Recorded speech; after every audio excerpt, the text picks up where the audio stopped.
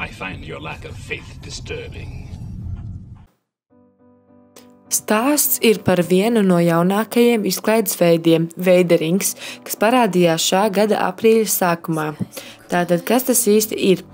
Tas nosauc par godu Dārtam Veideram, vienam no galvenajiem antagonistiem Džordža Lūkasa oriģinālajā kinosāgā Zvaigžņu kari.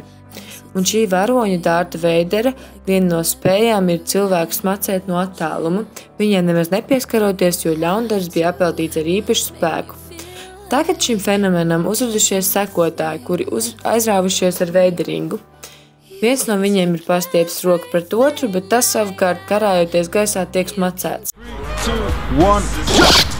Oh, damn. Pull me down, it hurts. Oh my God, I'm gonna call my dad. This is funny, man. It isn't funny. Dad, I'm fadering. What should I do? Damn it, son, get us something you can finish him. Funny. Okay. Just put me down. Par godu šim izklaides veidam ir izveidoti profili sociālajos tīklos, kā piemēram Facebook, kurā ir vairāk kā 2000 sekotāji, Instagram, kurā ir ievietots gandrīz 10 000 veideringa bildes, YouTube, kurā vienā no daudzajiem veideringa video skatījums ir gandrīz 100 000, Twitter, kurā tiek ievietotas katru dienu dažādas bildes, kā arī citi tīkli.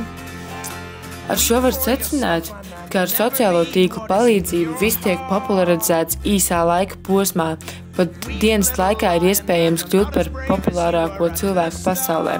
Kā arī izskaidrojums tam ir tas, ka gan Twitterī, gan Facebookā tiek kopīgoti YouTube video klipi, tādējādi izplatot informāciju interneta vidē, kas tālāk tiek publicēti visdažādākajos interneta medijos.